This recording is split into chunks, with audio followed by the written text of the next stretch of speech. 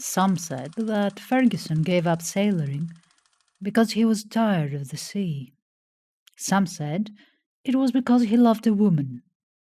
In truth, it was because he was tired of the sea and because he loved a woman. He saw the woman once, and immediately she became for him the symbol of all things unconnected with the sea. He did not trouble to look again at the grey old goddess, the muttering slave of the moon. Her splendours, her treacheries, her smiles, her rages, her vanities were no longer on his mind. He took heels after a little human being, and the woman made his thought spin at all times like a top, whereas the ocean had only made him think when he was on watch. He developed a grin for the power of the sea, and in derision he wanted to sell the red and green parrot, which had sailed 4 voyages with him. The woman, however, had a sentiment concerning the bird's plumage, and she commanded Ferguson to keep it in order, as it happened that she might forget to put food in its cage. The parrot did not attend the wedding. It stayed at home and blasphemed at the stock of furniture bought on the installment plan and arrayed for the reception of the bride and groom. As a sailor, Ferguson had suffered the acute hankering for port, and being now always in port, he tried to force life to become an endless picnic. He was not an example of diligent and peaceful citizenship. Ablution became difficult in the little apartment, because Ferguson kept the wash basin filled with ice and bottles of beer. And so, finally, the dealer in second-hand furniture agreed to auction the household goods on commission. Owing to an exceedingly liberal definition of a term, the parrot and cage were included. "On the level!" cried the parrot. "On the level! On the level! On the level!" On the way to the sale, Ferguson's wife spoke hopefully. "Perhaps some of them will get a bidding, and we might get almost as much as we paid for the things." The auction room was in a cellar. It was crowded with people and with house furniture, so that as the auctioneer's assistant moved from one piece to another, he caused great shuffling. There was an astounding number of old women with curious bonnets. The rickety stairway was thronged with men who wished to smoke and be free from the old women. 2 lamps made all the faces appear yellow as parchment.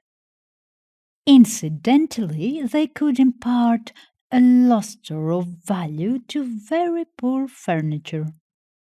The auctioneer was a fat, shrewd-looking individual who seemed also to be a great bully.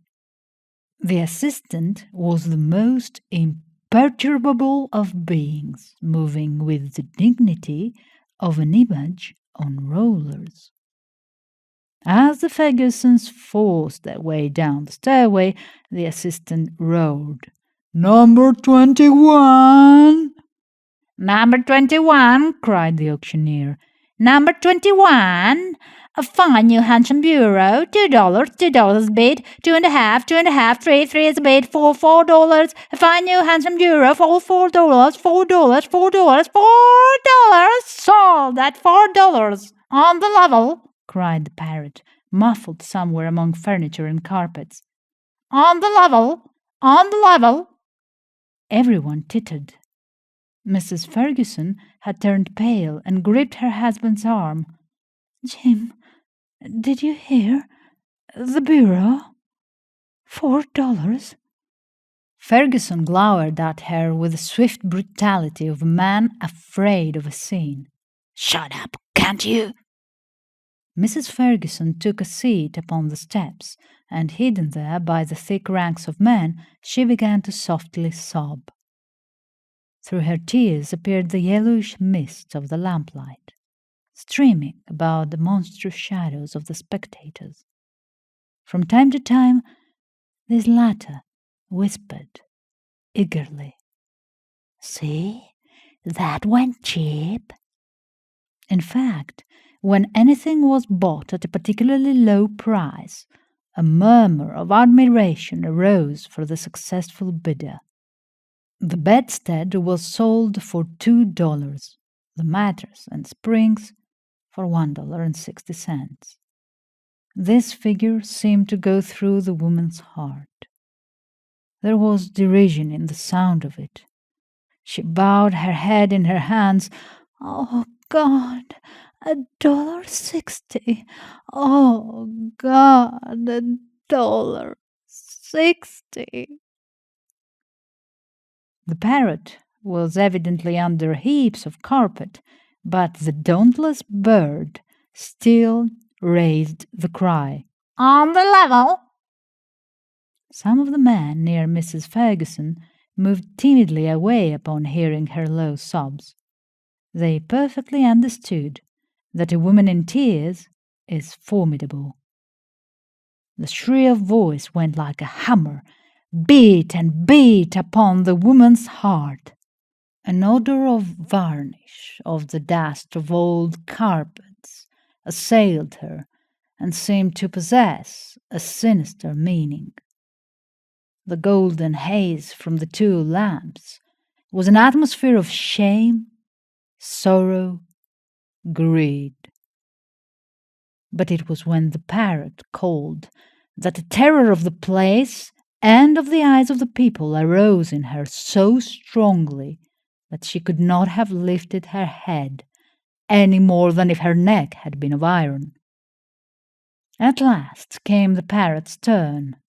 The assistant fumbled until he found the ring of the cage, and the bird was drawn into view. It adjusted its feathers calmly and cast a rolling, wicked eye over the crowd. "All the good ships are in the seas, and the wind it blew all day."